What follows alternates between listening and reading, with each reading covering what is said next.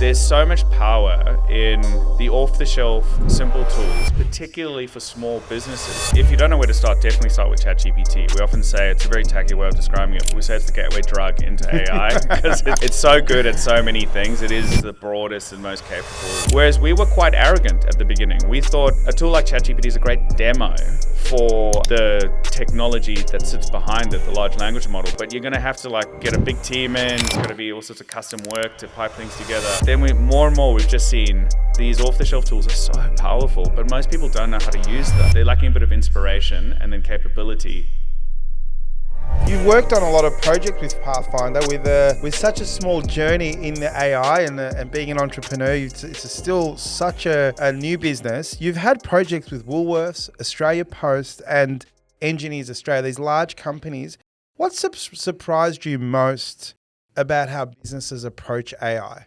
I think the actual biggest surprise was we were working with these massive brands. I was speaking at a conference, a real estate conference, and one of the real estate agencies, they're an independent one, afterwards said, "Hey, can you come give some training for our team?" And I said, "Yep, no worries. And we'll also just get 2 check-in sessions with you." Now, they're an independent real estate company that has 30, 40 people, and we weren't ever going to do anything complex with them because they don't have tech teams and all these things. So we just trained them on a couple tools. We trained them on ChatGPT. We trained them on a tool called Gamma to generate presentations, a tool called HeyGen to create AI avatars and things like that. And then when we had the check-in with them 2 weeks later, they had done so much with those simple off-the-shelf tools.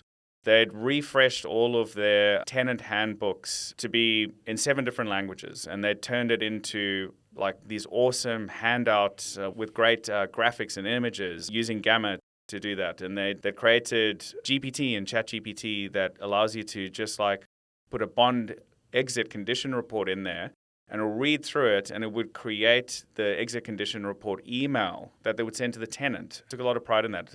Would create property listings in their brand format.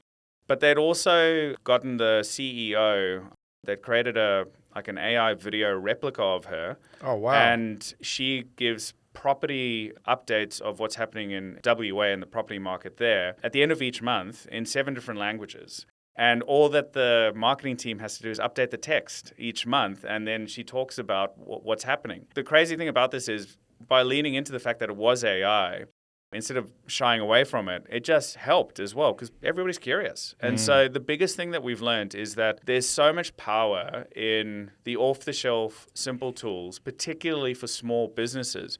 Whereas we were quite arrogant at the beginning. We thought a tool like ChatGPT is a great demo for the technology that sits behind it, the large language model. But you're going to have to get a big team in. It's got to be all sorts of custom work to pipe things together. But then more and more we've just seen these off-the-shelf tools are so powerful, but most people don't know how to use them. And they're lacking a bit of inspiration and then capability, know what to use it for and how to use it.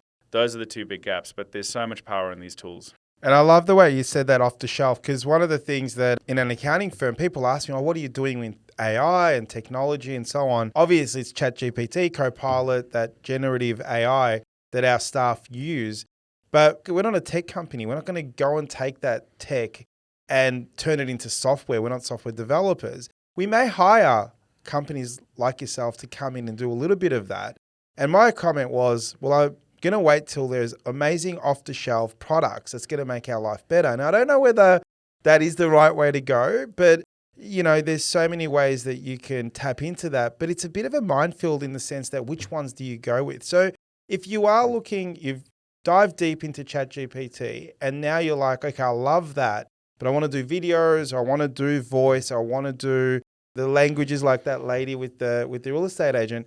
How do you unpack and find these off the shelf? Is there a website you go to? How do we go shopping for them? Yeah, I think the first thing is there's probably tons of things that you're not doing within ChatGPT yet. So the first thing is get as much as you can out of a tool like ChatGPT. And if you don't know where to start, definitely start with ChatGPT. We often say it's a very tacky way of describing it, but we say it's the gateway drug into AI because it's so good at so many things. It is the broadest and most capable of the lot. Some of the other tools, they have their own strengths in that, but it is a great starting point.